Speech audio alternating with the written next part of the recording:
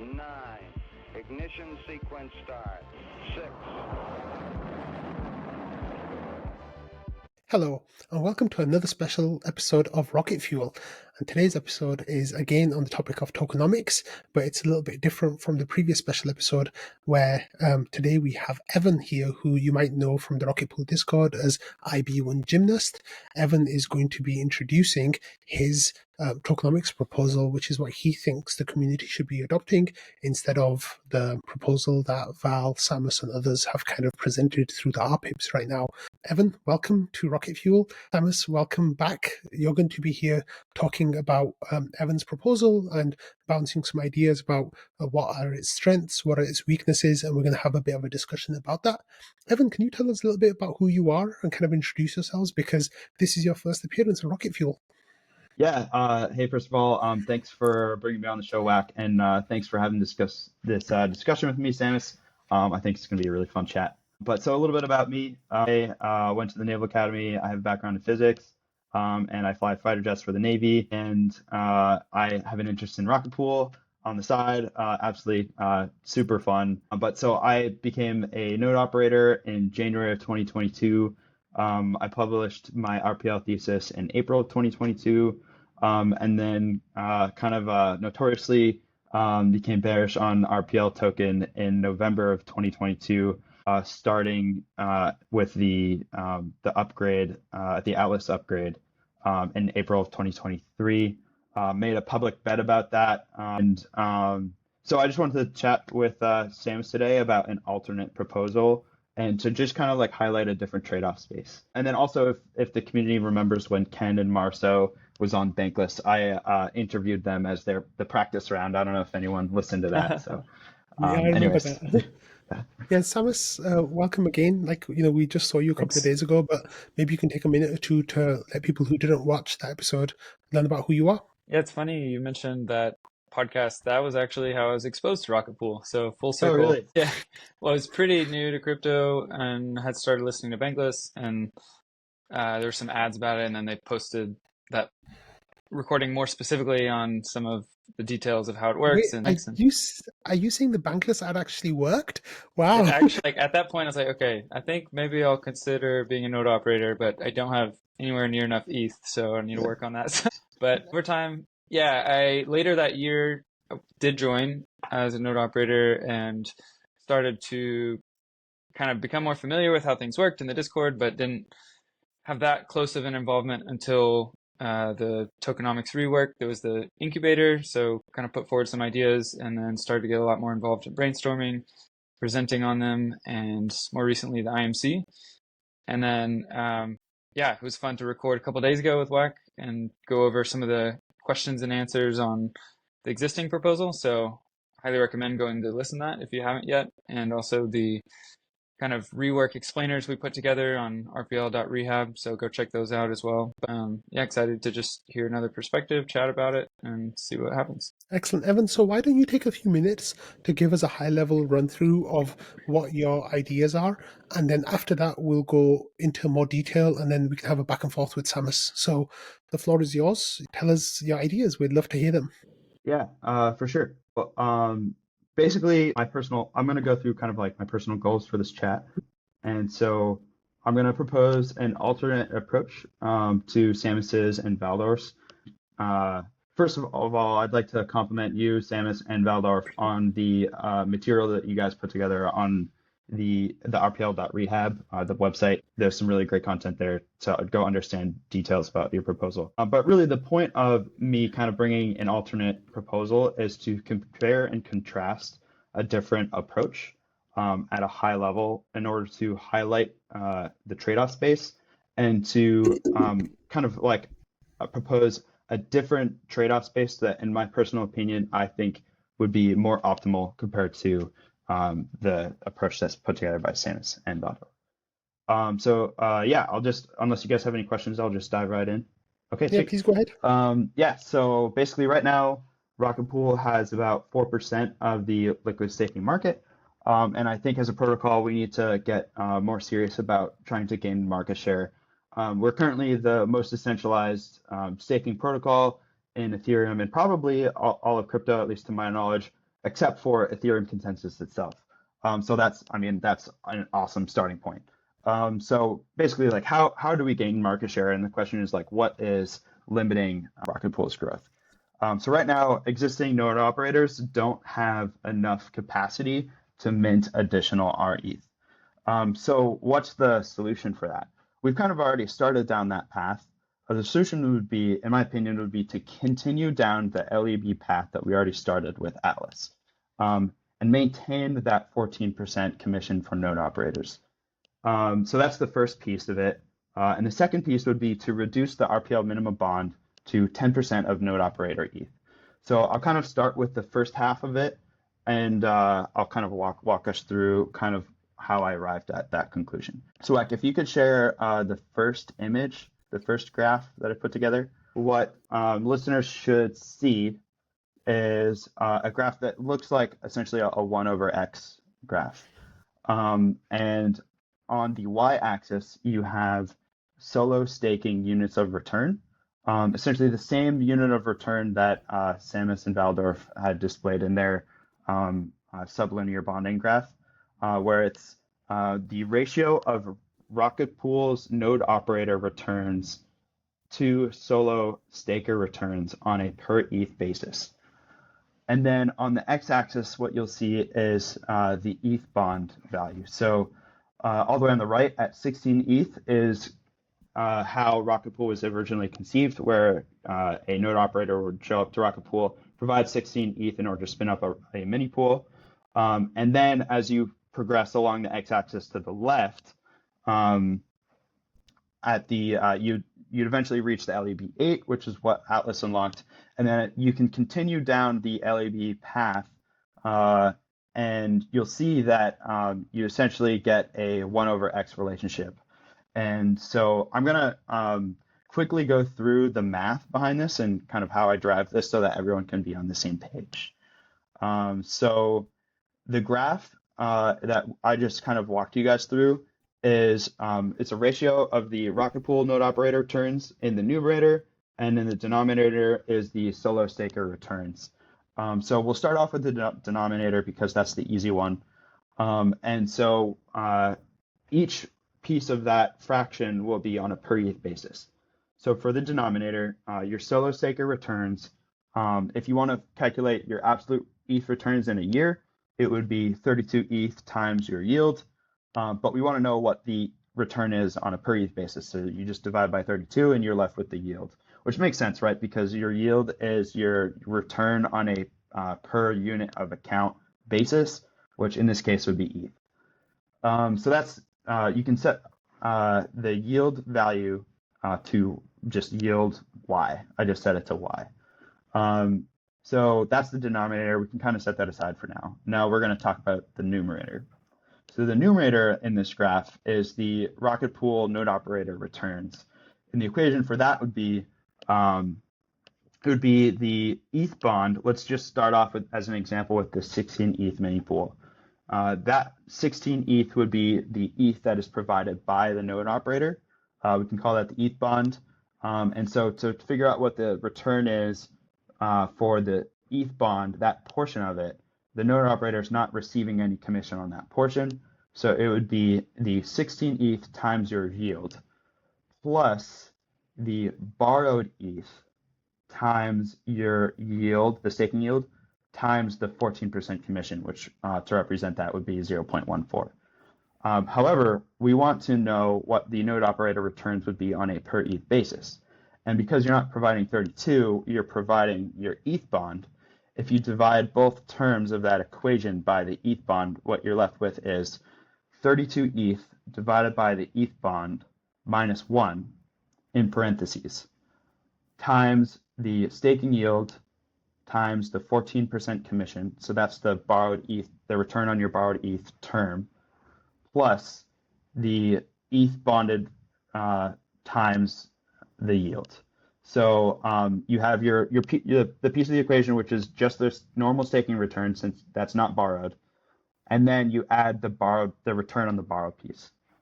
Okay, so now that we have the numerator, we can take that and divide it by the denominator, and so now your yield will cancel out. So what you're left with finally, if you go to image 2, Whack, for me. Thank you very much. I was talking about all this and I didn't have this image for you up, so that's my bad. Okay, so I'll give the viewers a second to just piece this over. I'll summarize again. You have your yield Y, and then the numerator is going to be the borrowed portion times your 14% commission times the yield, plus the ETH bond times the yield. We want to know what the return is on a per ETH basis, so we divide it by the ETH bond. And so what you're left with is 32 divided by ETH bond minus 1 times the 0.14 times your yield plus your yield. And so when we take that numerator and we divide it by the solo staker returns, which is just your yield, the yield will actually cancel out, and what you're left with is this ratio where you have 32 divided by the ETH bond minus 1 times 0.14 plus 1. And so that's what you're left with. And if we go back to actually, you can just leave the image 2 up now for Whack, but if you remember the equation, the graph of the equation, we can check our boundary conditions to see if that equation is actually correct. So when you provide 16 ETH in the mini pool function that Rocket Pool was originally conceived in, if we want to calculate what the ratio to solar staker returns would be, it would be 32 divided by 16, which is just 2. You subtract 1 from that, multiply it by 0.14, and then add 1. And what you're left with is 1.14, which is essentially you're recovering the 14% commission that we expect that a node operator would receive if they are spinning up a 16 ETH mini pool. So on the other side of the equation, if we go to an extreme LEB, right, where we have maybe the node operators providing only 0.01 ETH, and then the rest of it is borrowed. So almost all 32 ETH would be borrowed. You have 32 divided by 0.01, which is 3,200 minus 1 times 0.14 plus 1. And what you get is a very large number. And so close to 0, that 32 over your independent variable, which in this case is the ETH bond, it kind of acts as like a 32 over x function. So that term will dominate. And we do have one more data point as well. For the LEB 8 mini pool, you would have 32 over 8, which is 4, minus 1, which is 3. Multiply that by your 0.14 value, and you get 0.42 plus 1, which now you're recovering that 1.42 kind of that 42% extra commission relative to solar stakers that was used to advertise LEB 8s. So in my mind, pretty high confidence that this math is right. Obviously, you guys would feel free to have any input there if you guys think I made any mistakes here. But kind of the key point here is that the hurdle rate is going to be that 1.5 times your solo staker returns that is being advertised by the Lido CSM. So hurdle rate kind of in a sense that like if you're earning 11% on an investment, but you're being inflated or inflation is 12%, your purchasing power is still dwindling and you're not really making any money. Kind of in the same sense here, we have to, in my opinion, we should use that 1.5x solo staking returns as a hurdle rate where we should consider approaches that are one and a half times as much earning power as a solo staker in order to be competitive against Lido. So hopefully that's not controversial there. Okay, Whack, if you could go to image 3 now. So this next image is the same graph that we were just talking about. Now I've just zoomed in a little bit. I've clipped the x-axis I clipped the first portion from 0 to 1, and then I also clipped it after. Actually, no, I didn't clip it on the right half of the graph. But I just zoomed in a little bit to make it a little bit more easier to see, and I've called out the LEB 4 scenario And the only reason why I picked LEB4 here is just because Samus, you and Valdorf, you guys have called out LEB4 specifically as a value. So at the LEB4 in this scenario, a node operator would be earning 2 times as much as a solo staker in ETH denominated returns before accounting for any RPL income. And then Wack, if you could go to the next image 4. It's essentially the same graph. I've just called out the LEB5 position, where now for an LEB5 mini pool, the node operator would be earning close to 4 times as much as a solar staker. It would be 3.85x. Sorry to interrupt you, Evan. I Go think ahead, you mean Wack. LEB2 here, right? Because LEB1, two. LEB1, LEB 1.5 for this Oh, particular sorry. Yeah, graph. 1.5. Okay, yeah, Yeah, sorry. yeah, Okay. no, it's all Yeah, good. just making sure I saw it properly. Yeah. Yeah, sorry. So I use Mathematica to make these graphs, and I've just hovered my mouse over the graph, and it'll display you kind of the points on the graph where you're at. So here on the x-axis, we've got 1.5 ETH, and then on the y-axis, it's 3.85 times as much as a solar staker relative. Yeah. Okay. So now kind of this is where I'm going to get into a little bit more higher level kind of like trade-offs and to kind of highlight uh, the benefits of this approach. So another way to think about the image that we're looking at right now is on the far right of the graph, when the ETH bond was 16, kind of how Rocket Pool's mini pool, the original design, that on the far right of the graph, that maximizes value accrual for the RPL ETH ratio. And on the left side, on the far left side, where we get into LEB and then into the extreme LEB range, it maximizes for protocol TVL. It also exposes node operators to additional borrowed ETH, which, in my opinion, is the real commission that node operators get when you stake through Rocket Pool. So the 14% commission, it has to be positive in order for a node operator to be making money, of course. But the real commission that a node operator is kind of earning the privilege of getting access to is the borrowed ETH and earning that borrowed staking yield. And so interestingly enough, LEB8, that Atlas kind of design, is right in the middle between these two positions. So it's actually not optimizing for either of the two. So it's kind of like the worst of both worlds. Okay, so what is the trade-off space that I think Rocket Pool should be operating in? We can expose node operators to additional commission through exposing them to additional borrowed ETH by continuing down this LEB path. That's the true commission for node operators. And we don't have to make the RETH token any less attractive as a product. Because if you notice at the LEB 1.5 position that I've called out here in this graph that you guys are seeing now, the node operator is earning 3.85 times as much as a solo staker without actually making RETH any less more or less attractive, without changing the RETH product. It's exactly the same. But node operators can now mint far more RETH per mini pool that gets spun up than they could today. So Rocket Pool would be able to pay node operators more ETH denominated returns and also increase the capacity for node operators to mint RETH.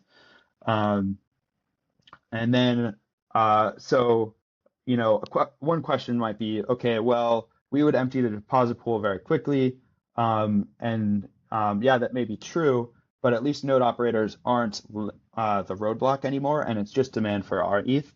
And if we want, we can pull the other trade-off space here is we can slightly reduce the commission on RETH while still offering extremely competitive returns for node operators. So if we reduced it from, say, 14% to 10%, Rocket Pool node operators would still be earning many multiples of solo staker returns and pure ETH returns.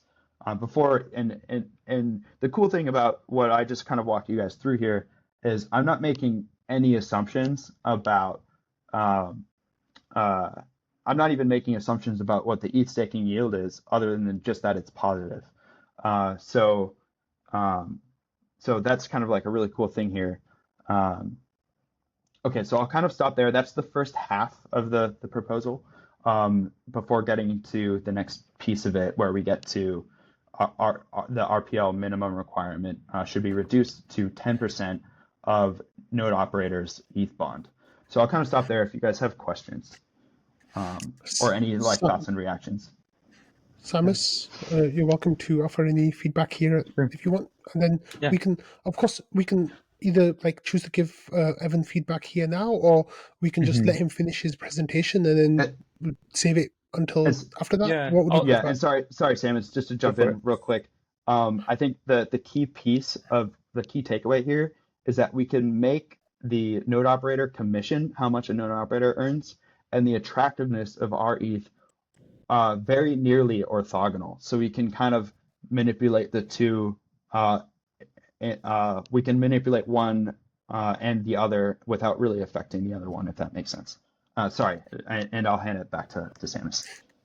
Yeah, I think it'll be heavily dependent on the second part. So I'll give a brief interjection, and then we'll probably do the second part so we can finish out in a more, full discussion. But I think the primary thing I just wanted to point out was kind of maybe for people listening, what is going to be the same for what we're proposing and what's different. So where are ideas, where we agree, and what things are going to be different. So I think initially what do we agree on is lowering the bond, and even to the same numbers, like we want to, all of those things, yes to all of them. It boosts commission. It allows us to mint more supply. It's way more capital efficient just overall. So fully agree on all of that. I think the part that we'll kind of talk about in a second is kind of what to do with RPL. And I would say just at least these charts in the equation previously don't include RPL at all. And but I think that is a somewhat of a either a mistake, or it can make it confusing, because I think you look at what is your total ROI is you have a bond, you have a cost that you have to bring, and then you have a return on that.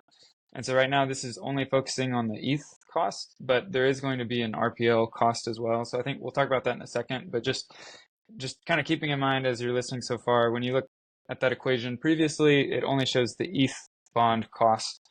And a simple way to kind of summarize that equation, I think, was just you take your bond plus commission that you earned from your borrowed ETH and divide that by your total cost, which is your bond.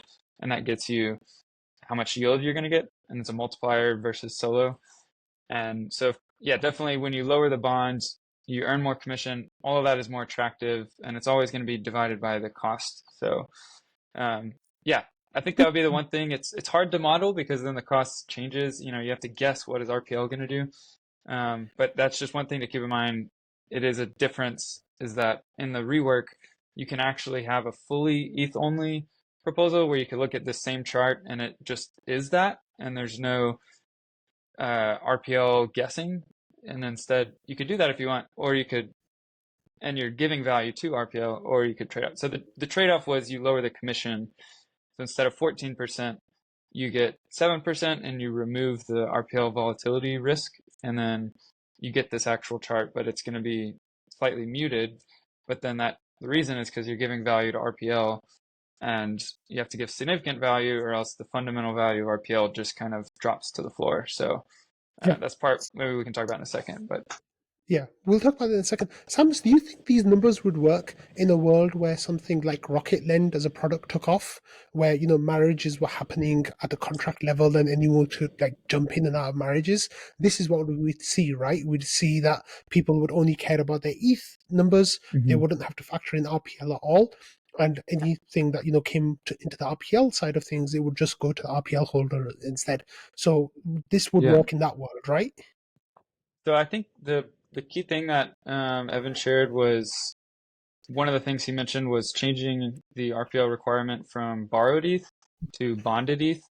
Hmm. So in a sense, it's like you're saying, basically keep tokenomics roughly the same. You have more people you could borrow from, but the important part, what does that RPL requirement do is previously when you make it borrowed ETH, you increase RPL exposure. So you're saying with 16 ETH bond, you only have to bring 1.6 RPL, but then you take on basically more risk by going to 8 ETH bond and you have to bring 2.4 ETH worth of RPL. So instead of 10% exposure to RPL, you're 30% exposure to RPL. And that gets dramatically higher as you go down. Picture 1.5 ETH, and now you're bringing 3.05 ETH worth of RPL. So it's over double the amount of RPL you have to bring versus ETH. So that would be if you kept it as borrowed ETH. But kind of what Evan is saying is maybe consider bonded ETH. So if you took 10% bonded ETH, that would be 0.15 ETH worth of RPL instead of 3.05 ETH worth of RPL. So it's like a 20x reduction in the amount of RPL you have to bring. So that's one thing. That's if you do 10% bonded, but you could choose a different number. But kind of high level, I think Evan's saying lower the RPL bond requirement total. And I think in that world, I think you almost don't even need to go out and lend as much because the cost isn't that high. It's back to closer to 10% or something lower. Excellent. But So maybe yeah, now is a good time for Evan to talk about his plans for RPL. So yeah, take it away, Evan. Yeah, sure. So back to kind of what Samus started with and how, yes, those initial graphs, they don't take into account RPL at all. But I did build a tool where you can kind of play around with some of these assumptions and project forwards what your returns are, and then also compare them to solo stakers. So, Wack, if you could go to image 7, I just want to briefly call this to attention so that what this tool allows you to do is you can select from a drop down what your initial ETH bond is. So you can select 16 ETH, 8 ETH, 4, 2, and 1.5, I believe I've got in there. And then you can also select your the amount of RPL ETH denominated that you start off staking. You can also select the performance of the RPL token over a certain time frame. So, for example, you could say that it's going to double. And then the last slider down there, the third one down in the bottom, is the time frame for that RPL performance. And so I'll kind of like hit on this a little bit more in depth later on, but it's really cool. So that blue line on the top in this particular image that I've got here, but in real time, if you guys want, you can enter in parameters and we can kind of play with it. But in this particular example, this would be an LEB 1.5 starting off with 0.15 ETH denominated RPL that would be staked. And it also assumes that RPL drops by 75% on the RPL ETH ratio in a 2-year time frame. And so the Rocket Pool node operator, I've got the colors kind of backwards here, but is actually in blue. And you can see in this scenario, what dominates is the 3.85x return, ETH denominated return relative to solo staking, which is in orange. So this entire graph is ETH denominated, and it's also on a per ETH basis. So I'll kind of come back to that towards the end after I talk a little bit more in depth about the second half of the kind of the proposal. Okay, yeah. thanks, Just to Wack. highlight that, yeah. So it's 0.15, so it's basically 10% bonded instead of 10% borrowed. Um, and Yeah. then I guess on the y-axis it says net returns.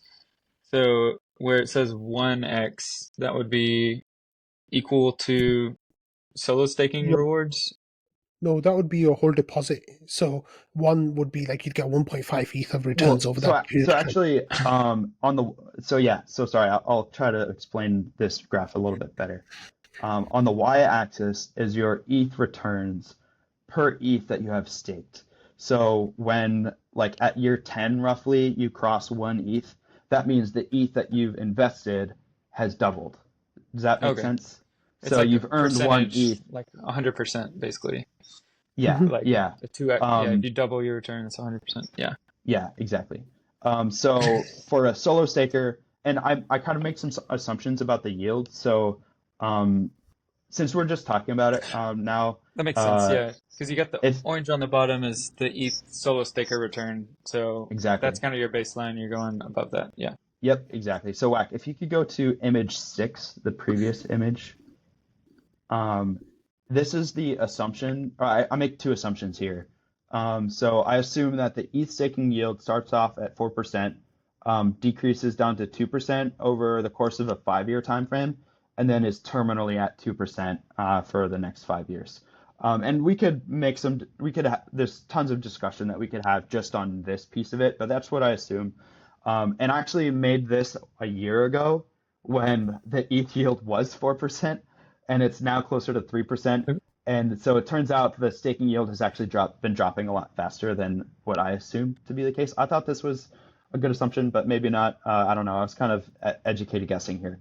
The other assumption that I make is that the return on RPL is 8%. So it's inflating at 8% is this RPL staking yield. Although I think today I just checked it, I think it's closer to 9% because the effective staked RPL has dropped now a lot more than what it was a year ago. But those assumptions, you need to make those assumptions before you can display the previous graph that I was showing earlier. So we'll kind of come back to this, and we can actually adjust what this would look like. If you guys want, we can change some of these values, and I can put this image in the chat for you guys, and we can display it in real time.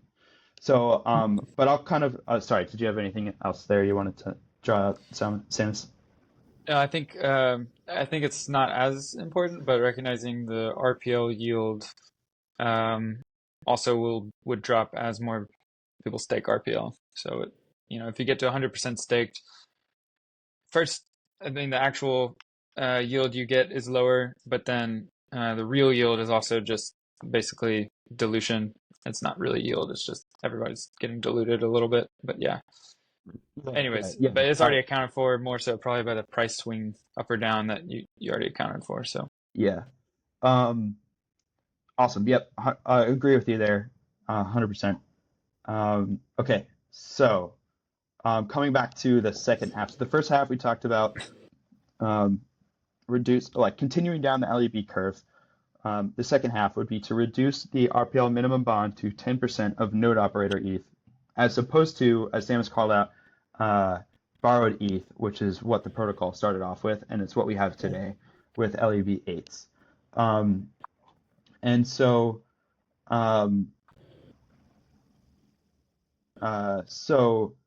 one thing that I kind of want to highlight before we move on here as well, Wak, if you could go to image 5 for me. Um, so burning RPL or as like a sort of like a revenue share doesn't actually uh, improve or it doesn't create any additional ETH denominated revenue for node operators. So what I've graphed here is the 3.5% commission that Samus and Valdorf have proposed, and what I've highlighted in between is kind of the difference there, and that portion would either be I think you said 5.5% of that, so roughly you can imagine a third line in between the blue and the orange one, roughly cutting it in half where you could say like the top half of it would be burned and the bottom half would go towards voter share. That's like yeah, another way to think of this. and But that'll be just for also kind of listeners, the surplus revenue decision is kind of still up in the air. So there's a decent chance if we just do voter share only, then it might look something more like half and half. So it'd be like basically split those two lines like you're saying, and the bottom half would be basically represented by the amount of ETH you bring, and then the other half goes towards RPL, which is socialized and it's like a pot of revenue that grows. So as the total supply grows, you're going to get more revenue divided by the same amount of RPL. So kind of probably carries even more weight than just a fixed 7% on your returns. But that would be one thing I would say. I think it will be helpful to kind of go through and model burn versus LP versus voter share and kind of have a really helpful discussion around that. But I think we might even, the plan is to vote without making that surplus revenue decision yet, and then have decided on the surplus revenue decision by Saturn 2 later on. But I think there's a really good chance voter share wins out just because out of most of the voices who maybe dissent or have a different perspective, it's usually people who are advocating for more something like a voter share, whether it's NodeSet or something else. So, or people who don't, yeah. So I'll just say I think there's a decent chance that one wins out anyways. And I would just say, look at that in terms of half and half. Half goes to ETH denominated, half goes to RPL. And yeah, so anyways, I'll just stop there. Yeah, no, thanks for that context. But kind of like the key point here is that so my personal motivation for when I was purchasing RPL back in early 2022 was one, to be a part of the community, to take part in the community, take part in the upside, the market share growth, and obviously to be involved in governance and just to be a part of the community. It's really awesome community. But also being honest, I was purchasing RPL because I thought that it would appreciate against ETH. And it turns out it did. But really, if I had to guess, many node operators stake through Rocket Pool because they think they can earn a ETH faster than they would if they were solo staking. And that might be the same for why they might purchase RPL. They think that it might accrue value against ETH. And so the yellow portion on this graph that's highlighted is that ETH would either, in my proposal, what I've discussed so far, would be distributed evenly between all node operators depending on how many mini pools you have. But in Samus's or in your proposal and Valdor's proposal, the ETH only mini pools would get a very small portion, and critically at the LEB4 level, I think it's about 1.24 times the solar staker returns, which is below what I would consider to be the 1.5x hurdle rate that we should consider. Yeah. And so it's not going to be, in my opinion, wouldn't be competitive against the Lido CSM. And the ETH that's getting kind of redirected towards RPL would be going towards or node operators who are staking RPL. You're throwing it at a token, and then the node operators are going to if they think RPL is going to accrue value, that now they're exposed to a volatile token, but they could just be receiving that ETH very directly in the form of an LEB with 14% commission, if that makes sense. Like, you're not creating additional revenue above that blue line that I've kind of shown here. So hopefully, so I agree with two parts of that. Generally, sorry, maybe disagree. For the parts that are on Lido, I agree we need to be competitive, and the hurdle rate, I agree with that. Yeah. And they're actually probably going to be closer to like 1.7 because they later came out and said, hey, we're going to also do a bond curve. So 1.5 would be no bond curve. If you assume the same bond curve we would have, then it would be closer to 1.7. Yeah. But so we do need to hurdle that. And I think this is where the main thing about our proposal, I'll also say, is a critical part was the universal adjustable revenue splits. So we don't actually have to try to guess correctly what is the correct commission. Instead, if the market's telling us, hey, your commission isn't high enough for just the ETH only node operator side, you would increase that to be competitive. So that's where I would say I would expect something closer to Lido, where it could be literally half and half, where you have 7% node operator commission and then 7% voter share. And so now you can join ETH only just like Lido and not have any RPL exposure, and you can earn the same rate. And then you can also choose to speculate as little or as much as you want on RPL, and you're going to get ETH denominated returns. And you mentioned like you won't earn anything above the blue line. And so that's the part I would disagree with in that you're essentially, if you choose not to speculate on RPL at all, what you're doing is you're giving revenue to those that do. So if you have to assume what is the RPL price going to do because that's part of your cost basis. But if you assume it's equal with, it stays on par with ETH, then essentially assume half of them are ETH only. Say half of the node operators join as ETH only and half of them join with the same average exposure of RPL.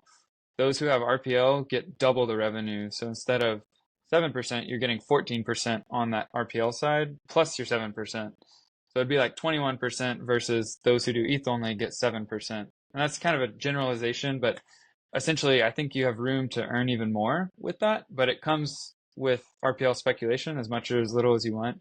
And that also depends on the market, which is also the nice thing about it is the market, we don't impose a value and say, here's the requirement, it's going to be exactly 10% and everybody needs to meet that of borrowed ETH or something like that.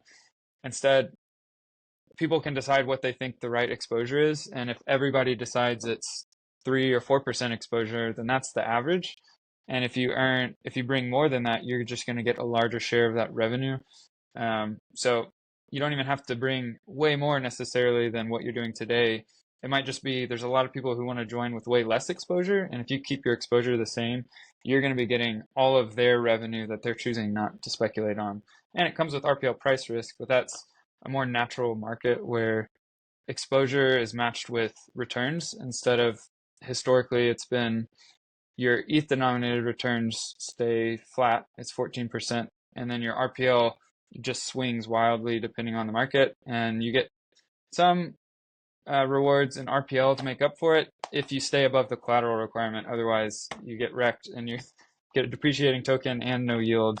So I would say that's the main thing. The part I do want to ask more about is the RPL requirement.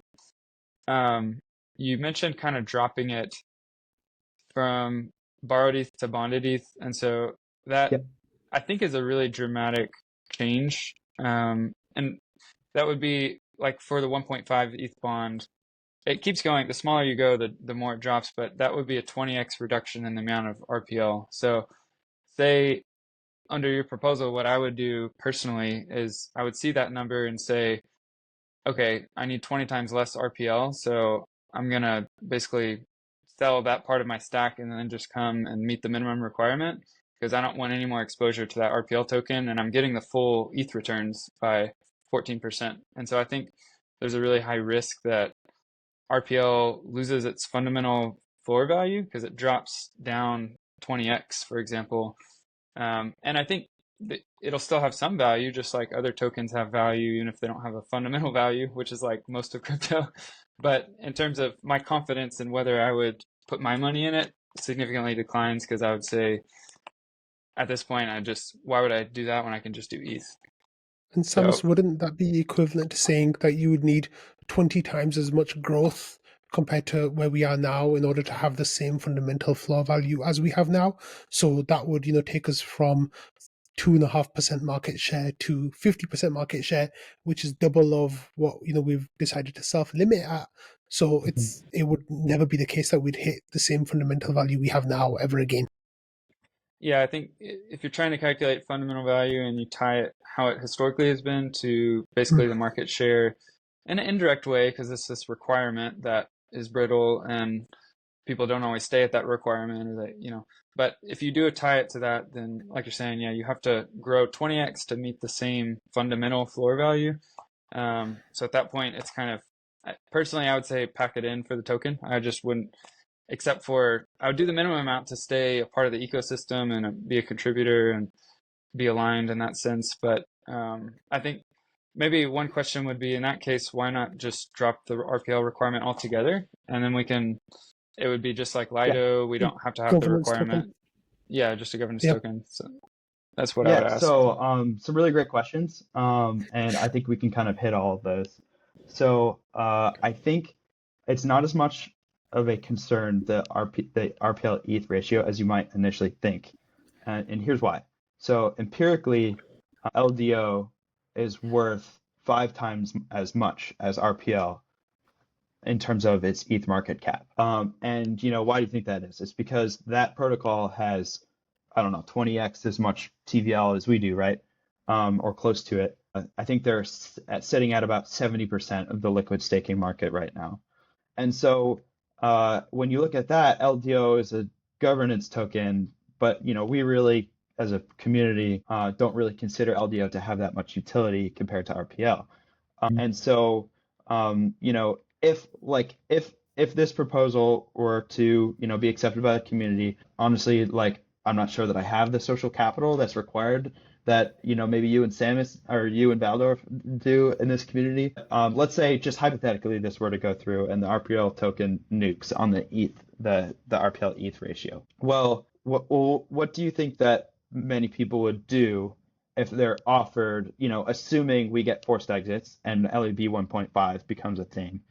What do you think people would do with their RPL stack? I think it's likely that they would go for that close to 4x a solar staker return in pure ETH denominated returns. I mean, that's amazing, right?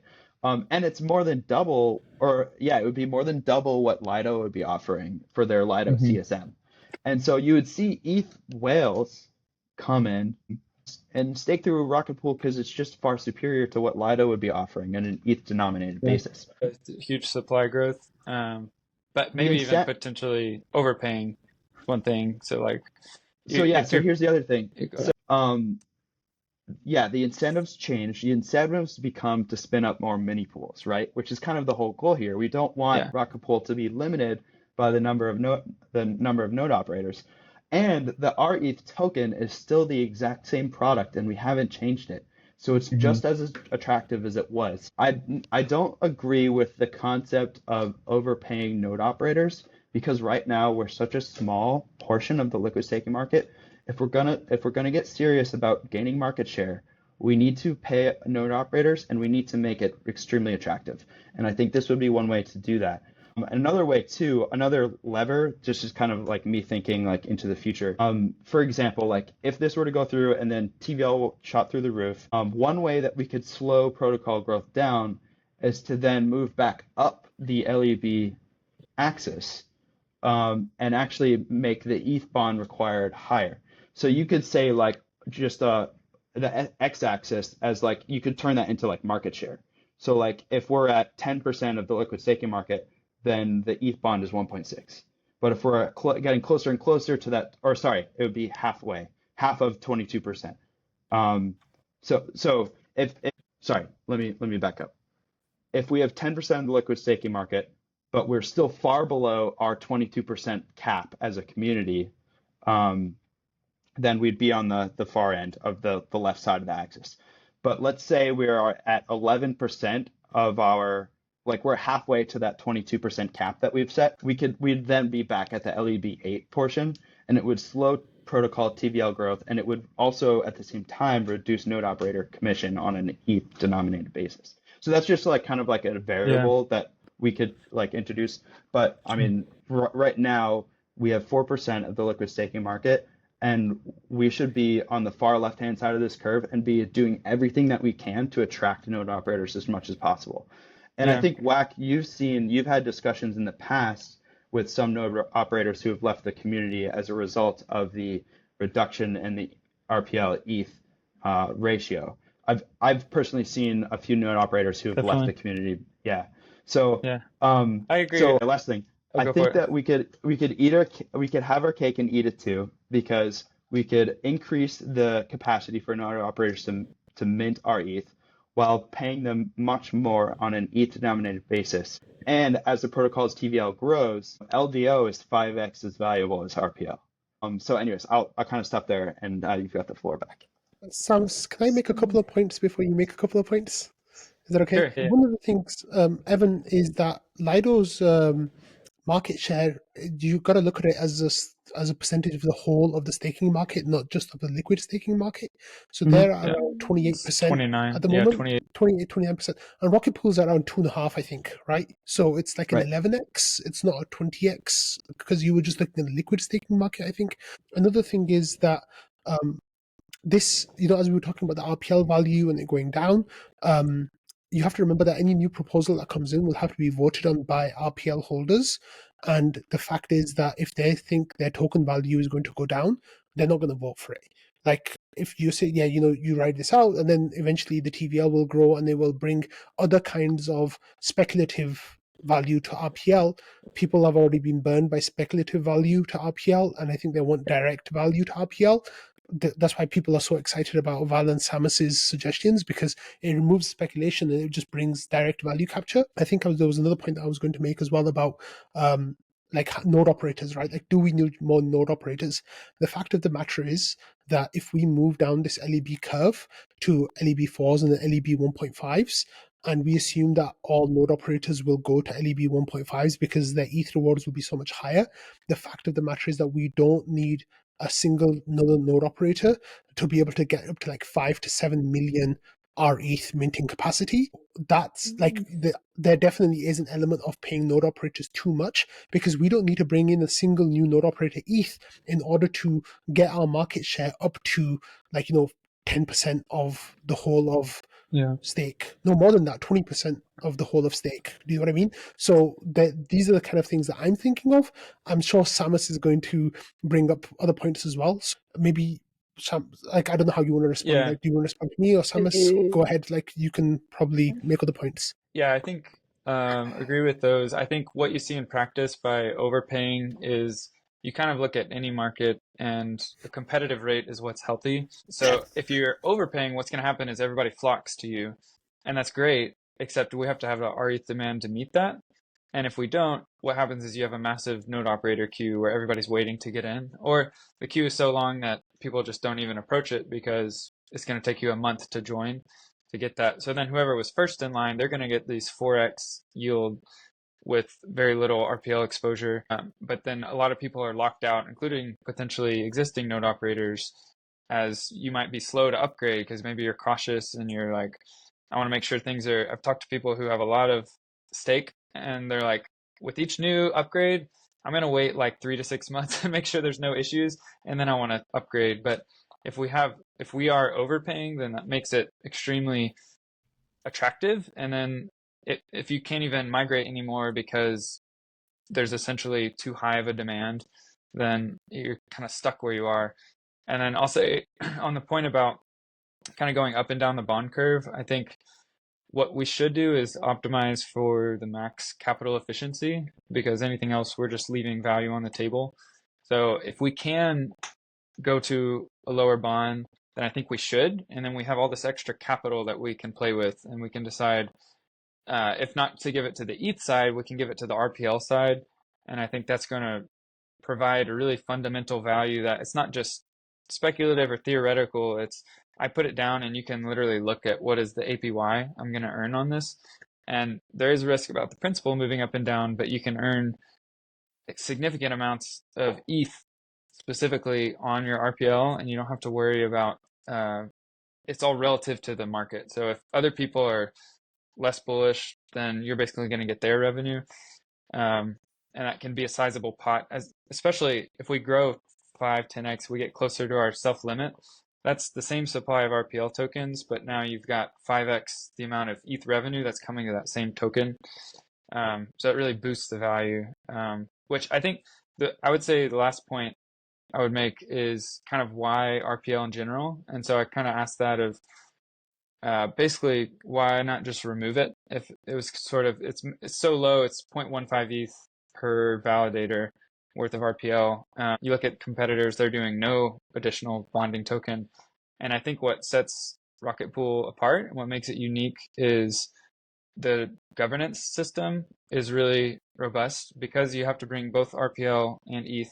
You have that alignment with the protocol on the RPL side, but then it's bonded to the validators, and it's a unique quadratic voting system that we had to design everything around Houston for to basically make that work, and it makes it way more secure as we're becoming more decentralized. We're giving power away from the team or just away from a centralized entity and spreading it out to the decentralized governance.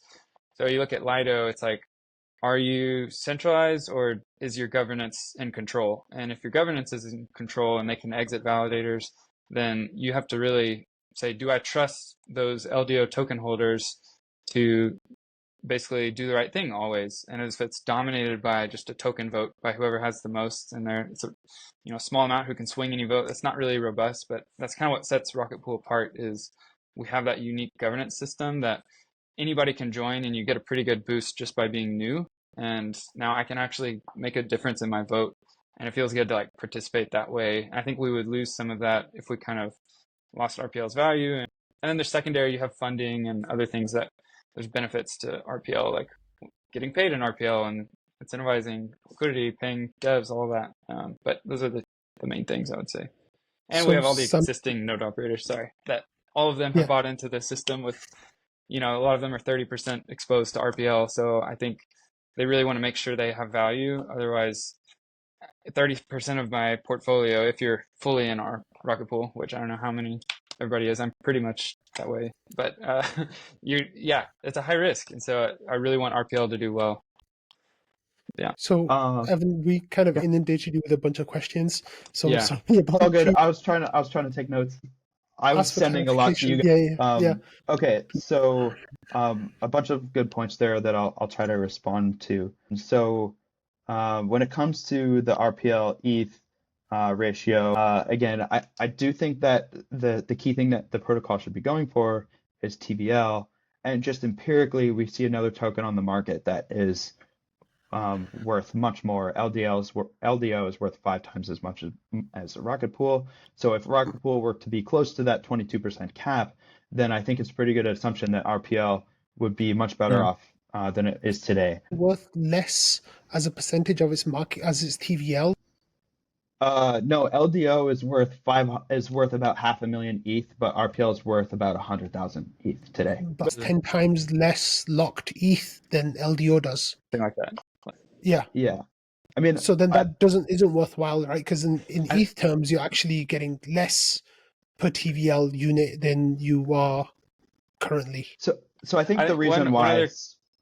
So I'll make one quick point. I know, and I'll let you respond. I think I fully agree there is value in just basically being associated with the protocol. Like you look at across the market, most tokens don't have a fundamental value, and people eyeball the size of the protocol and say, okay, it's about this size, so this token's probably worth about this much, and maybe one day it'll turn into revenue and I'll be positioned for that.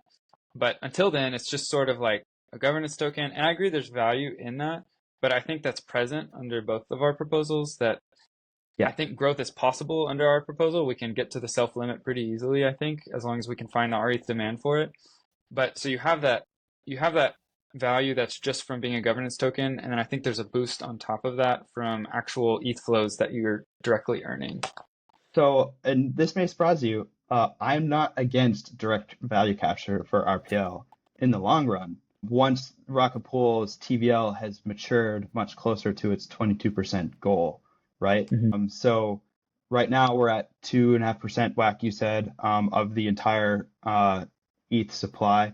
And our goal as a protocol, we want to be at 22%. And so I think that we shouldn't really consider turning on that fee switch for RPL until we're much closer to that 22%. And I think LDO is kind of a call option on Lido's willingness to turn on the fee switch whenever they want to. Exactly. And I think that might be why also LDO could be valued more than RPL. But so let me come back to a couple of your other points that you guys brought up. So I would disagree that in what I've described here, I don't think there's really a such thing as overpaying node operators, in the sense that, again, we need to be more competitive than Lido, and the product that we're selling is our ETH, and the deposit pool should always be empty. We should always strive for the deposit pool to be empty. Our ETH is the product that Rocket Pool sells. Yeah, I agree. So any ETH that's in the deposit pool is extra Drag. drag on the RETH APY, exactly. And so um, we want the deposit pool to always be empty, and the node operator should never be our limit, or what is bottlenecking the protocol. And so Agreed. I don't think that we can overpay node operators really. We should be making it as attractive as possible. That LEB5 would be kind of, I think that like as we get past the LEB5 point, like lower than like extreme LEB, maybe we could call extreme LEB being lower than 1.5 ETH bond. That's where it becomes kind of like the constraint would be we don't want to constrain the node operator set to just, Thomas, for example, right? We want it to be decentralized. So after a certain point, if just one operator can, you'd just be recreating Lido, right? So we have like roughly 3,700 node operators today. So we would want to kind of preserve that set. So we wouldn't want to go lower than an ETH bond that would then constrain the size of the node operator set. So I think that would be the constraint there. But I would disagree that I don't think that should really be a consideration for overpaying node operators. So that's my response there. Okay, so kind of now let me just get back to kind of validating why even need RPL at all. So like here would be RPL. The protocol needed RPL from the beginning to kind of bootstrap the protocol. But so RPL also actually serves to help Rocket Pool stay decentralized in the sense that right now, just the weird regulatory regime that we're in, some of the largest actors are not willing to take the risk of taking on that RPL requirement, where someone like a home staker would be, like you, Samus, me, and you, Wack, where we're operating with our own money and exactly for GZENs. Yeah, exactly. And so RPL really does it acts as like a shield of decentralization, to kind of put it dramatically. So I think the key thing here is that again the high little.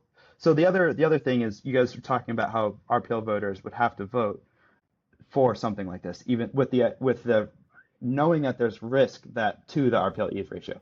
But I think that many node operators would love to have access to a staking opportunity that gives you almost 4 times as much ETH denominated yield. And another couple of small points that I haven't brought up yet as well is that if we turn on the fee switch for RPL and now people can value RPL in terms of like an earnings or like a PE ratio, as the staking yield comes down, as more ETH gets staked, RPL would then be sensitive to that.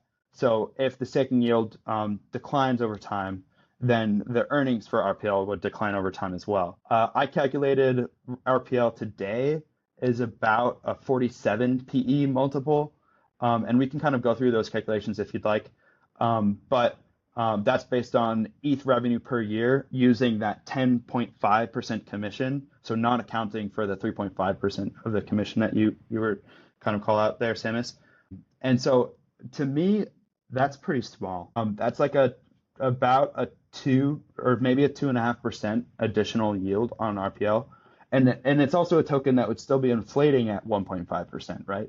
So to me, that would be kind of inconsequential. And I would much prefer just pure ETH denominated yield. And then the last thing was, let's see, what was I going to say? The last thing, I kind of forget that last point. Maybe we'll come You're back. good. Yeah, I think there was a interesting point around centralization risks and centralization vectors. I agree that to the extent that RPL requirements limit institutions or larger ETH only types from joining and home stakers from participating, and it allows them to join, is somewhat of a decentralizing factor. I think where the challenge is that friction is being reduced more and more over time.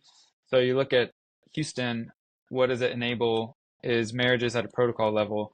And you look at marriages in general, they tend to be called whale marriages because it's really convenient and efficient to match a lot of RPO with a lot of ETH versus trying to have several different RPL providers. And how do you manage, what if one of them out of the 5 decides to leave and that puts you under collateralized, or there's challenges with that. It's a lot more simple to have one and one.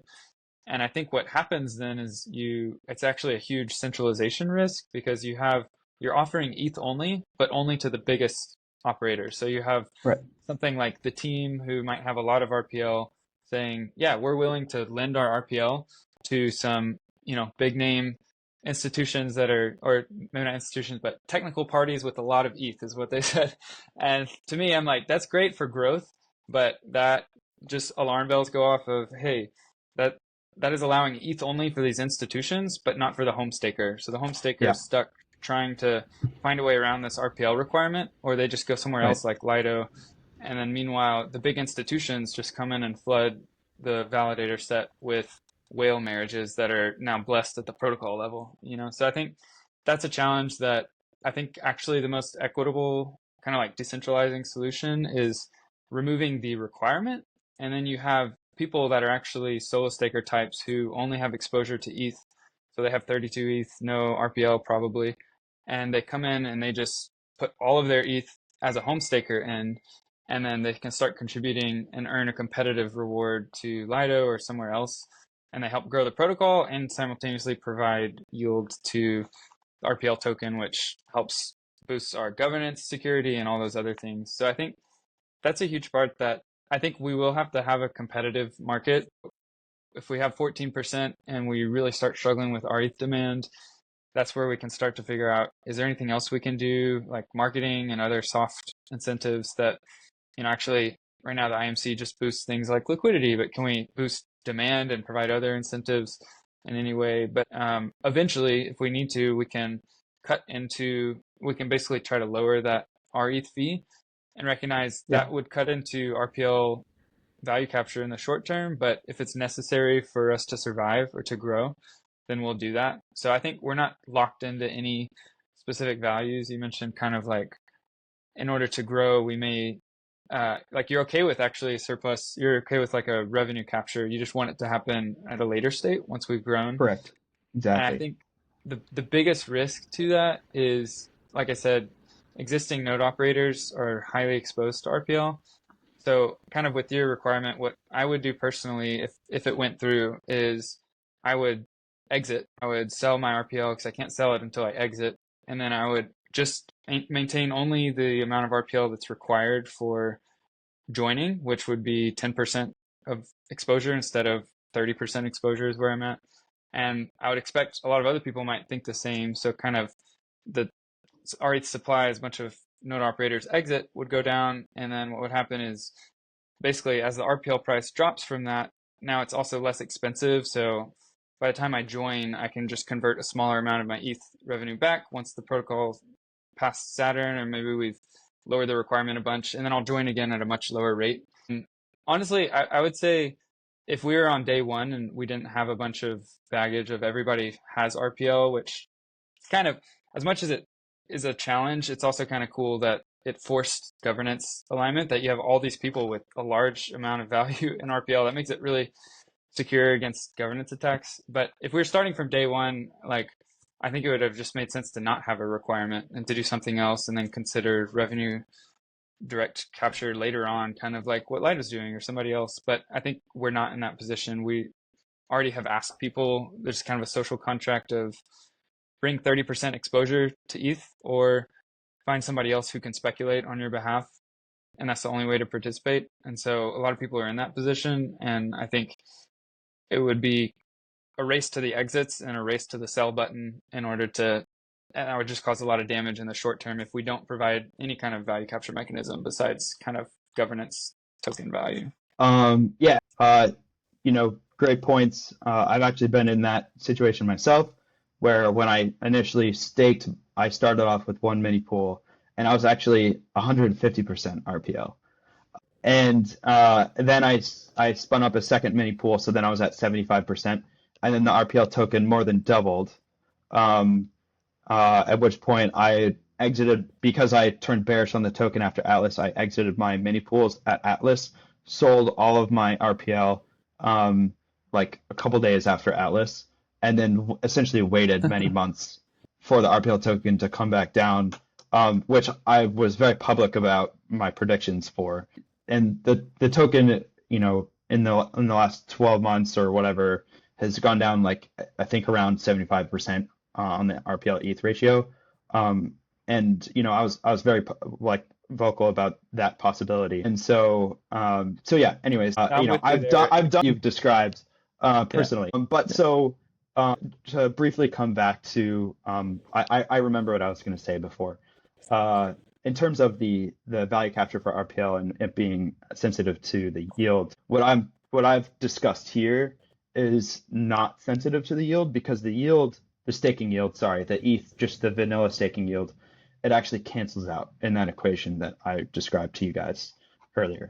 And so that's kind of interesting as well because no matter what the ETH staking yield is, we can always guarantee that at an LEB 1.5, you're earning close to 3.85 times as much as a solo staker, which is kind of interesting, regardless of what the ETH staking yield does. The ETH staking yield would actually compress as it comes down the RPL valuation, which is another interesting point. Join to get 4x, I would just have to sell So my yeah, RP. I think it would take a lot of, okay. yeah. So lastly, just to kind of come back to the beginning of our discussion, I want to just go over a couple of tools or this one tool that I built with some kind of projecting forward some hypothetical returns in this scenario.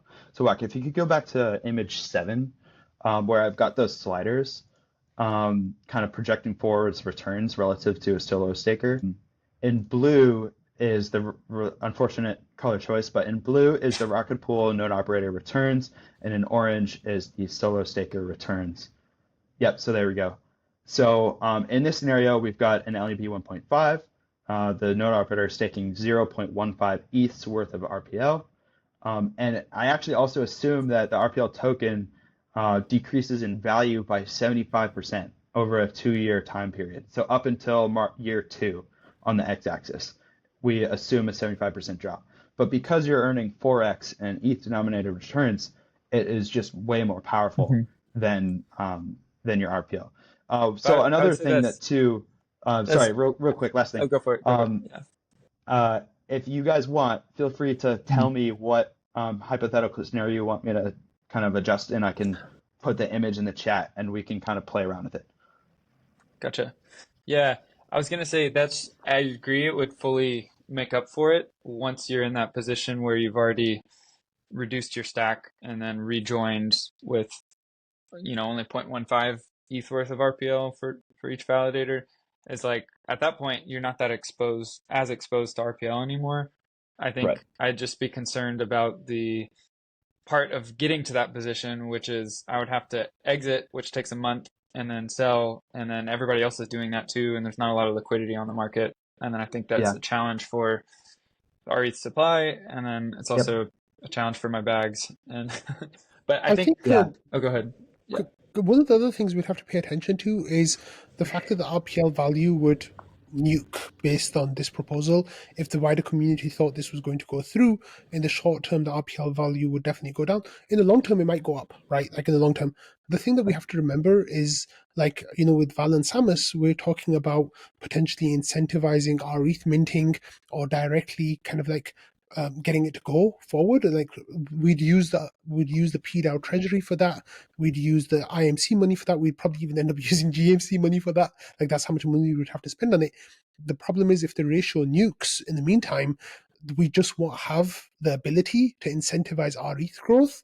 And if we can't incentivize our ETH growth, there's no way that we're going to get 1 million, 2 million, 5 million, 10 million R ETH minted, which is what we would need at 14% commission at with this RPL value like not doing so well, we just wouldn't have the money needed. And this would cost literally millions and millions of dollars, which is what Lido pays, right? In their incentive programs, they pay this in referral fees and referral bonuses, and we just wouldn't have the money needed. So how do you think, Evan, that we would actually be able to mint the R ETH in your situation if we literally have like a decimated treasury left? Yeah. So, so this proposal would incentivize people to spin up more mini pools to get at a lower ETH bond. So it would incentivize people to get exposure to that 4x return relative to solo stakers, assuming we have forced exits, which would massively expand the TVL intake ability of the protocol. And so we may see the TVL over time really grow quite significantly. And it may attract node operators who are outside of the protocol right now, who are held back because of the RPL requirement. So one thing that we can play around with this tool is we I'm can sorry, say, sorry to interrupt you. Like the node operator ETH would only account for like less than 5% of the amount of TVL, right? The other 95% would have to come from the RETH minting. My question was, how would we make the RETH minting come in to increase the protocol TVL compared to the the node operator would never be a problem ever again in your It's kind of like situation, right? supply Like, right, demand. So there's yeah, you got a lot of supply, but where's the demand come from? exactly, that's what right. I'm trying to say. And we wouldn't be able to pay for the demand because the RPL ETH ratio would have nuked and the price of RPL would Yeah. have been So, decimated like s- a big by a big amount. So right. how would I, you see the R ETH coming in? What would happen I there? I don't think the protocol has seen the amount of demand, the latent amount of latent demand that there is for our ETH. So right now the deposit pool is at like what, 22,500 ETH, and Hmm. the ETH is just sitting there. And so there's a lot of demand for our ETH that the protocol just can't take on board right now. And so if we were able to expand the amount of our ETH that node operators could mint, then we may see demand for our ETH come in to kind of like meet that. And also, we would see the our ETH APY increase because now the deposit pool is empty and there's more our ETH available for the market. And there's more increased liquidity for our ETH. And then the last thing is that we still have that tool that I mentioned, the other lever that we could pull. We could reduce the R ETH commission from 14%. Let's say, just hypothetically, we reduced it down to 10% to match ST ETH. At R ETH 10% and LEB 1.5, the node operators would still be earning 3x the amount of solo staker returns in pure ETH denominated returns. I mean, that's pretty amazing. And we could reduce it further. We could say, we could undercut stETH. And now you have the most decentralized LSD token on the market, and it costs less to the holder than stETH. So I think that could go a long way in creating demand for our ETH. But That makes sense. Can I give you a sure, counterexample to that? yeah, So recently, for the last 6 to 8 months, there's been a whole lot of eigenlayer LRT farming happening. It's yeah, only in the last 6 months, really. Now, some of the yields that people are getting from there is astronomical, like 70% APY, like really, hmm really amazing numbers. Like when you work it out, right, when you get your airdrops and stuff. Now, even with those incentives that we've seen for those LRTs, they've still not been able to mint the amount of their LRT token anywhere comparable to what Lido has. Like they're a tiny fraction of it. yeah, Lido has paid literally tens of millions of dollars in incentives over the last like 2.5 years to get to the position where they are. So I think even with those aspects that you're describing, like to make our ETH more attractive, I think we still wouldn't be able to mint those millions of our ETH. That's what I'm like with the whole yeah, all the tokenomics proposals. That's my biggest worry is that where is the Yeah, our ETH demand going to come from? demand. Like that is yeah. And with the UARS Universal Adjustable Revenue Split, that system makes more sense to me as a way of getting the R ETH demand in because first of all we can hopefully maintain the RPL price, so that would give incentives management committee, the PDAO treasury, the funds that we need to make it worthwhile, right? The RPL token will still have yeah, value. Then we'll be able to incentivize to the tune of millions of dollars. And also, we'll be able to have a protocol system in place that would be able to change the RETH commission based on the demands, and which would be a much more flexible system in terms of what we could pay node operators, how the RPL like split would happen, voter split, for example, and the RETH commission. We could then tweak those. We'd have mechanisms in place to tweaking those levers depending on what the challenges are at that time. So that's my perspective on that. Like, if you can provide me a case, and I'll be honest with you, right? Like, even hmm Samus and Val, like, they haven't provided me with a strong enough Yeah, case about where the or RETH it's demand is going to come from. Yeah, because the thing is, I think like, if every node approach switched, right, right. we would literally have 5 million RETH worth of capacity overnight. right. And I, that would take literally months to fill. And I don't know how that's going to happen. yeah, I don't think the RETH would be minted overnight. It wouldn't be an overnight process. But I do think that there again, I think there's a lot of demand for RETH out there. It's the best LST on the market. And with this proposal, we could easily make it more competitive than Lido's ETH. And we Hmm. may even see, I think the community would love to support, sorry, the Ethereum community as a whole at large would love to support Rocket Pool if its product was, if we could produce more capacity for RETH, and also if it was more competitive than SDETH. And I think Mhm. this would, what I described, would lay out a path for that. Um, but just to come back to this tool, sorry, the image that you just took down, Whack. If you guys want, we could kind of like play around with it a little bit, just because, spend time on it. But we could Yeah, like, yeah. the cool thing is, on my end at least, what I'm seeing on my computer is when I move the sliders, those lines will move in real time. But if you guys want, you can tell me some parameters, something that might interest you, and we could kind of see how Um, it would perform in a why don't hypothetical why scenario. don't you just share your screen, and we can just watch it on your screen like that? So I'll stop my screen sharing, and Yeah, you just press the share button on the bottom, and you just pick the I'm window. I'm actually on. Well, actually, let me try this. I'm on an iPad. If Okay, you move what it a bit happens more to here? the left. So as I move them in real time, so this is the 16 ETH pool.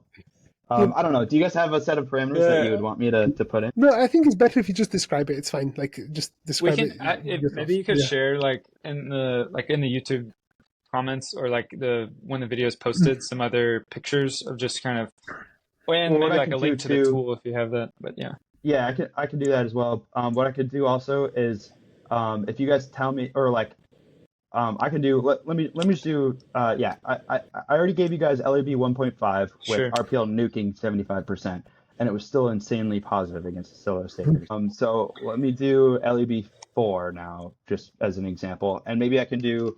Um, let's see, 1.2 ETH worth of RPL, so you're at 30% exposure, and then 1.2. Okay. And then let's just say that RPL goes down by 50%. I don't know. This is just guesses here. Over the course of a 2-year time frame. Um, so now what you see is in this scenario, it would be more profitable to be a solo staker for the first 4 years. Yeah. And that's assuming RPL goes down by 50% and you're 30% exposed for Mm. LEB4. So here you're earning twice as much on an ETH denominated basis compared to solo stakers. But now let's see for an LEB5 where you're earning close to 4 times. So let's say 30% exposure would be roughly half an ETH. So we can do half an ETH here. And then it goes down by 50% in the same time frame. And look, you're actually still profitable against solo stakers Yeah. from day one due to that 4x multiple on solo staking return. Sorry for the janky No, setup, I but have one more it's a cool tool. Yeah, go for it. one more question. It's related to that too, of like Mm, if it becomes that attractive to be a node operator, like I sure. think any market you have to have supply balanced with demand. So I think about even Atlas, it was only a like a 3x improvement, right? To go from uh, 16 down to 8 because it minted ETH times the versus for Oh, you're ETH. saying the So it's minting minted capacity for the 72 ETH protocol? versus 6. Yeah. Oh, but it was a smaller amount. But as we go down the bond curve, it's even more supply that you can bring. So I just Aggressive, think yeah. about Right, even on Atlas, that was the smallest version we would have versus what we're going to get now. But that right, caused like for about a whole month, there was a queue that at times was like a month long. And so right. kind of But 45 again, days. I want to so key on the fact that we want that as a protocol, right? Like we should want the deposit pool to be empty. queue is gonna. Sorry, I want to. Turn off node Yeah, operators. But we're still RE, or sorry, we're still limited by our node operator capacity to mint RE today in the LEB8 scenario. yeah. And So so I think we there need was more a supply for period, but sure. But yeah, I think there was a period of time. Yeah, sorry. okay. Okay, go for it. We're both yeah. So I think the challenge is both user experience and like basically what do you need. So there's like we have the ability to introduce more supply and now we get demand and we're waiting on demand to go. But in the meantime, it's like say the queue is like 2 or 3 months long. To me, that Yeah, says we're over like there's too much incentives for supply and we don't have enough for demand. And what that's going to cause issues with is no new person is going to join Rocket Pool. So there you have a new solo staker or something who's like, I'm excited to join. Then I check Yeah. the queue and it's 3 months long. And so it's like, I'm not going to wait for that. I'm just going to stay solo staking. Yeah. And I Well, think I would rather have an equilibrium would be no deposit pool and also very small queue. And that means yeah. I would respond to that is, remember when I told you I exited my mini pools, sold my RPL, and I was waiting to get back in as a node operator? What do you think that I did with my ETH in that time? I put it into RETH. Yeah. I put it into RETH. So I was waiting with RETH, and I was fine paying that 14% commission while I waited a couple of months. I think I ended up, I got back in July, so 3 months or so. I'm back down. Right? No, it was more than that. Yeah, I can't remember. So yeah, the queue had gone down, but the queue was long, and also I thought the RPL token was going to go down. So I forget how long I was not exposed. It was for a while, but basically would you have joined if there's a long without the queue, I waited until the queue was pretty much gone, but I put it into RETH in the meantime. Yeah. So I was just waiting until the queue went down, and once it was down, I just moved it from RETH back to, and I missed out on a really small amount of the rewards. What if the queue didn't go down? What if it just was constantly at 2 months or 3 months wait? Yeah, then at that point it would just be a personal determination of like, right? how much do I want to wait? How long am I willing to wait to get to that 3.85x exposure in a queue versus holding RETH? You know, like I could just hold RETH indefinitely. Yeah. Like if the queue is if I'm watching the queue and it's staying the same, like Right. 2 months, let's say, at some point I'm just gonna be like, okay, it's gonna be worth it in the long run. I'll just wait until the queue's done. But node operators who are looking at this queue would then just take that same ETH and put it in RETH, and so it would almost like self-balance in that sense. So, anyways, yeah, sorry, that's how I would. No, that makes sense. Yeah. Yeah. Samus, why don't you take a few minutes now and tell us about why you think the Val and Samus proposal is better overall for Rocket Pool compared to what Evan's suggesting here? Yeah, I think it was helpful I think most of the thoughts were interjected throughout. I think from a broad view, kind of reading the explainers and also kind of questions and all that. So if you're more thorough, but I think just a super high level, I think we as a protocol have RPL and ETH for all of our node operators right now.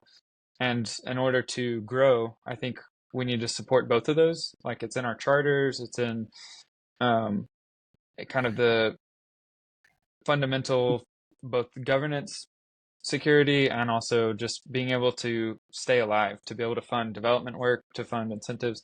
So I think we do have to provide RPL value. I think there is some amount of value to just growing outside of any token fundamental value and then applying the value to the token later. I think if we had done that from day one, I think that would have been a reasonable route to go and probably a better route. I think we would be looking at a much larger market share. We wouldn't be stuck where we are and Lido way ahead. We would have been able to keep up and then we could have done this, direct revenue capture later. And I think things would have just been much more effective. But I think that isn't the route that was taken. And so right now we've got RPL stuck where it is, and I think we still have to provide fundamental value to it. And I think we can do that and be competitive. Like I said, with the voter share plus node operator share, 7% to node operators makes you equally as competitive to the market. And then you have all of this extra revenue to help boost RPL's value and potentially that can be applied towards our ETH growth and all of that. So I think ultimately we're not locked into any values. We can, with adjustable revenue splits, we can decide, we can listen to the market and say, we don't have to pick a specific requirement and impose that on everybody and make people try to work around that and put up barriers and friction. And instead, people can come in, they can get exactly what they want out of the protocol, they can contribute, and then everybody who contributes is rewarded proportional to their exposure and their, whether it's RPL or you just want to do ETH and you can get paid and be competitive. And then I think we can grow that way. I think I agree with Wack that personally, I think one of the biggest concerns will be RETH demand. Like, I think we do have a lot of latent demand, but we're going to have to find ways to, if that eventually stops, and it's great to be a node operator again in Rocket Pool, there's going to be a lot of supply, and hopefully we can meet that with the demand, but we'll have to see what the market looks like, and it's kind of an unknown right now. So I think it'll be fun to start to get creative again on how can we increase demand, how can we market better, and that'll be turning a chapter in Rocket Pool's history. But until then, I think we gotta work out the kinks of everything and vote on it, and then get Saturn to the finish line. So. And then lastly, I'll say as well, another key thing about kind of what I've described here is that because the RETH commission stays at 14%, it also preserves NodeSet's ability to fund operations, even at an LEB 1.5. And one of the differences with Samus's and Valor's proposal is that NodeSet has expressed concerns about the much lower commission for 3.5%. And I'm not going to speak for them. I'm only speaking for myself here. But I do know that NodeSet has said that it will be very difficult, and they may even have to move on from the NodeSet project if this were to go through. And I'm in the NodeSet Discord. Am not a NodeSet operator. And again, I don't represent them. At least one of the key differences here from what I've described is that this would also allow NodeSet to have that breathing room. Sure. I think a quick response for anybody who's has a similar concern or thinking about NodeSet. I think it comes back to balancing the market, supply and demand, and where are the incentives. So I think about NodeSet, they have three parties. They have people who are bringing ETH, people who are bringing RPL, and then node operator, and all three of those can be different parties. And to me, I look at where are they going to get demand from. So they have RPL, there's probably a lot of people willing to stake it who couldn't otherwise. There's plenty of node operators who say, yeah, sign me up for free yield. But I think their ETH part is going to be the hard part to attract because you get basically equivalent to solo staking returns. There's no commission because NodeSet's just paying node operators based off that boosted commission. So I think our proposal doesn't change anything on the ETH side, where I think they really are going to need to put attention on. And what it does is it rebalances value going to the node operators versus value going to RPL. So if you give like a voter share and a node operator commission share, you could say give all of it to the node operator, and then what happens is people who are already getting free yield, node operators who join NodeSet, they get more yield, and that's great. And then NodeSet also takes a cut and they get more yield, and that's great. Or you could spread it out a little bit, and then it's people who are bringing RPL, you actually have to sell a product that's attractive for RPL, right? Like if you're going to go stake your RPL with NodeSet, that means you believe it has value and you're going to stake it so you can get yield. And now you can actually get an ETH yield with it. It's not just RPL issuance, but you can get ETH yield by staking it. And then NodeSet also can take a cut of that ETH yield. I'm assuming they would want to.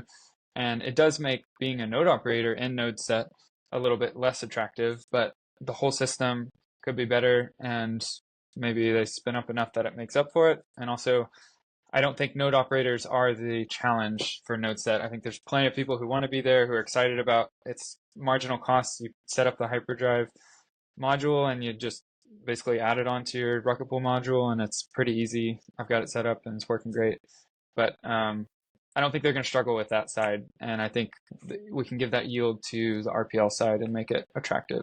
Evan, have you been able to look at the proposal that's been coming out of 1KX?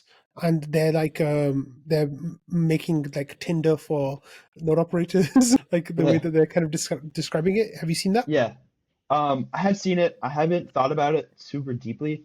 I did see Mike's comments, and his first comment in particular did resonate with me. In terms of Rocket Pool is, again, we only have 4% of the liquid staking market. We need to grow as a protocol, and I don't think that we should turn on the RPL fee switch until we are more mature. And that's one thing that Mikey calls out there, which I think is a really key point. His second, I'm not sure if it was his second or his third post, but he talks about some changes that I haven't thought about too deeply, but I do know that there was like a flat RPL staking requirement, and then I think he was talking about pairing like ETH yeah, like you described it, that kind of like almost like a Tinder. I haven't thought about it super deeply, but again, I do want to call out 1KX. Really glad that they provided their thoughts. Super valuable. Mikey's first comment in particular really did resonate with me. So yeah. So, Samus, what do you have to say about that? Yeah, I 100% agree that their feedback and participation has been super helpful. And I agree with what Val said a couple of days ago of would have loved their input and kind of building together from an earlier stage.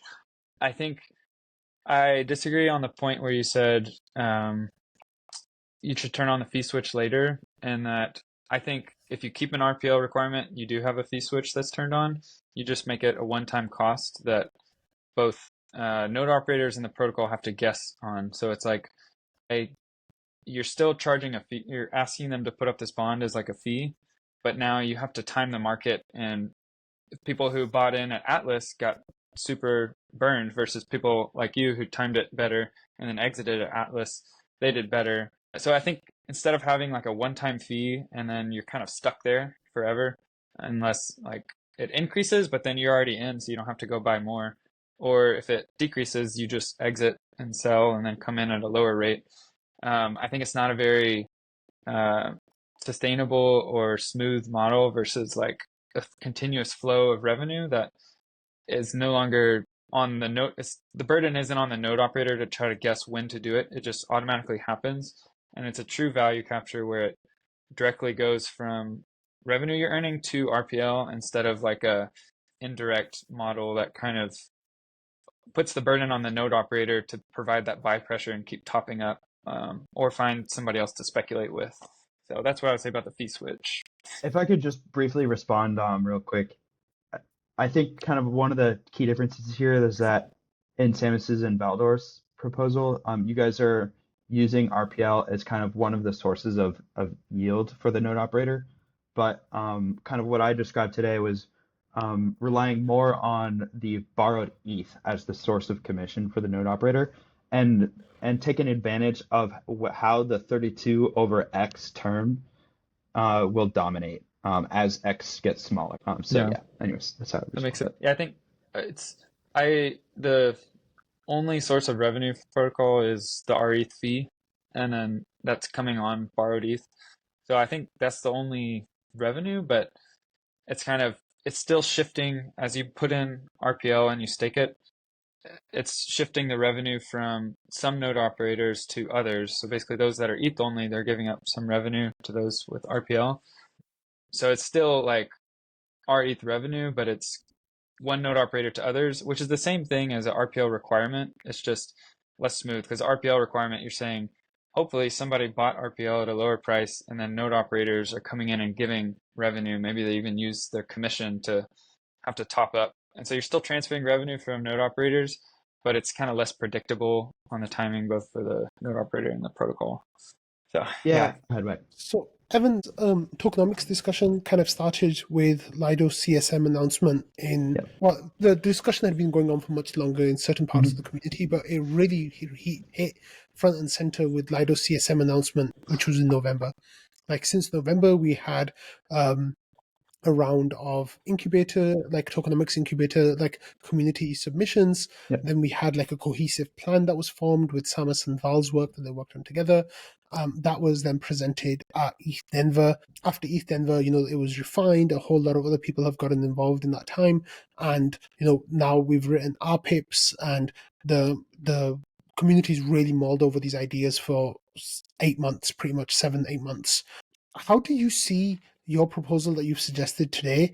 Like, how do you see this going forward? Like, is this something that you think can be adopted by the community? Is this something that you're willing to champion in trading in the Discord, like, and presenting position every day? Like, how are you going to make this come to the front and center of the community? Like, from now, you've got a platform here, hundreds of people will watch this episode.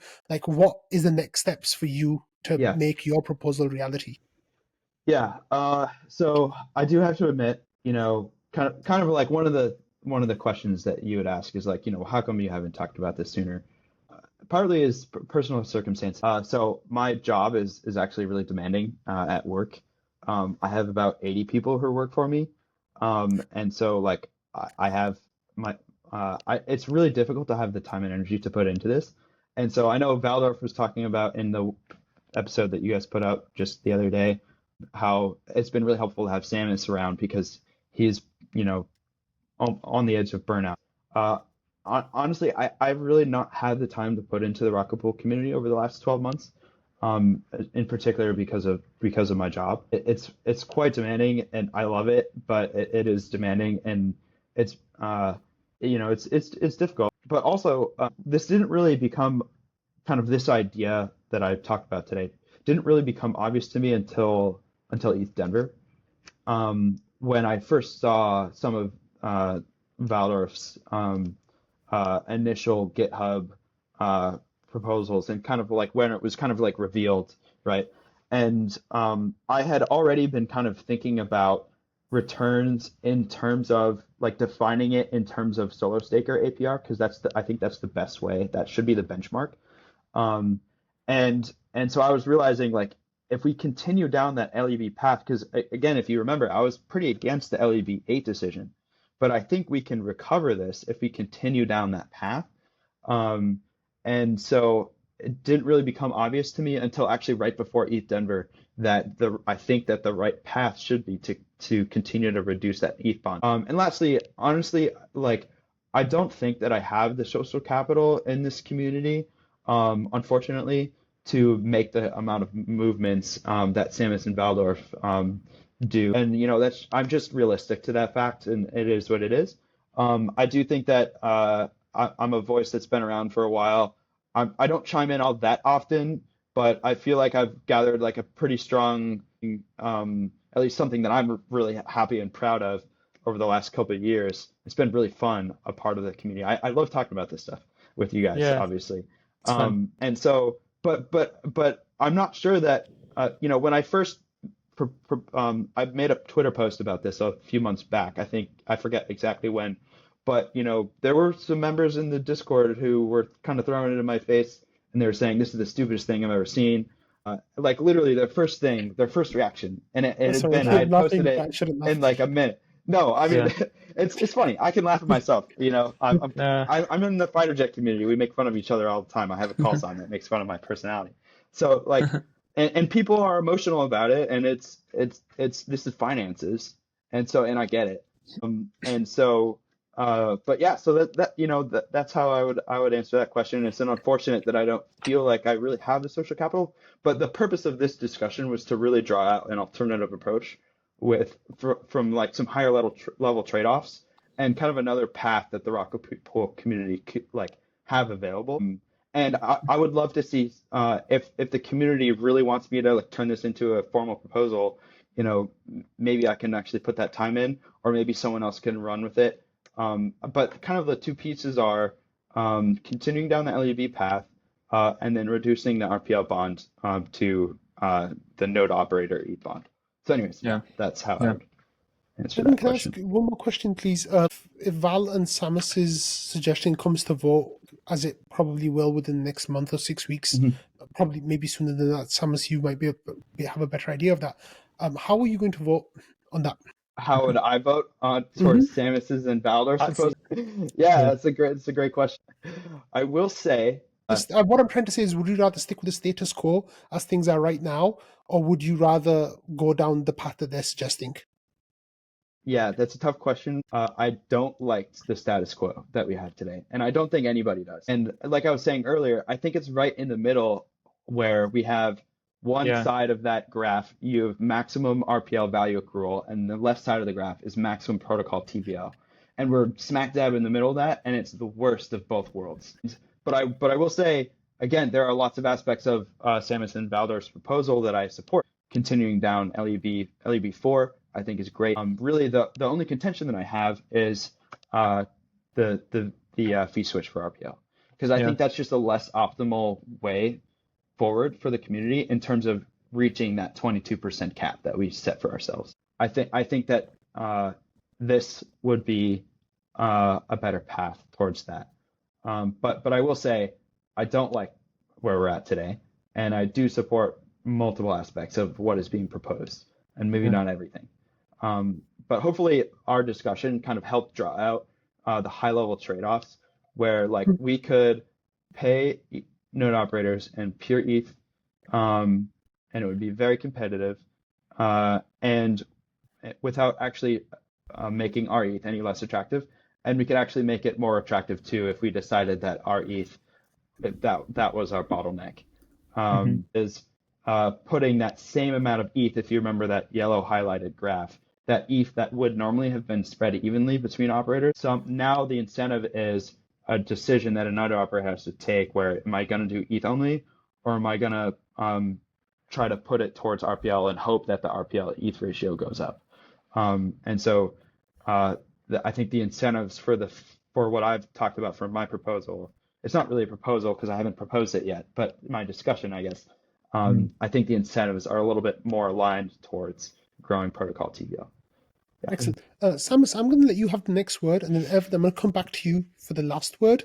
Samus, is there anything that you'd like to say regarding what you've heard today and the discussion that we've all had because of that? I don't think so. I think we covered all the bases. I just wanted to respond a little bit to the things you mentioned. One of them, for whenever you put your ideas out, would love for Rocket Pool generally to be like a space where there's differing opinions, where you can steelman things, where you can share different ideas. Yeah, so to that extent, I know trading's kind of a free-for-all, especially.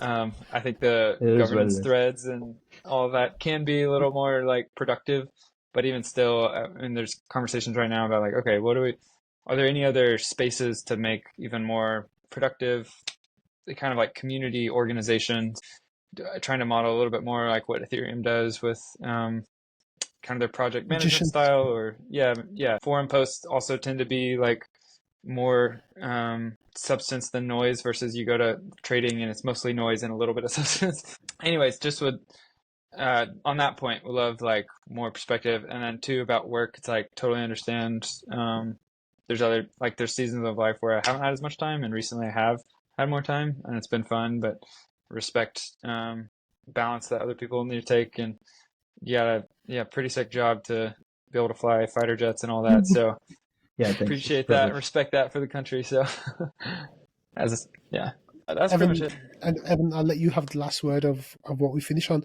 Thoughts, opinions you want to share before we tell everyone thanks for watching? No, thanks for having me on. Thanks for the awesome discussion. Hopefully you guys thought it was valuable. Hopefully everyone listening thought it was valuable. And yeah, I think it's a really fun, cool trade-off space to think about. And I really enjoyed talking with you guys. So thanks again. Yeah. Thank you, Evan. It's fun. Thank you, Samus, both of you. This has been like great fun.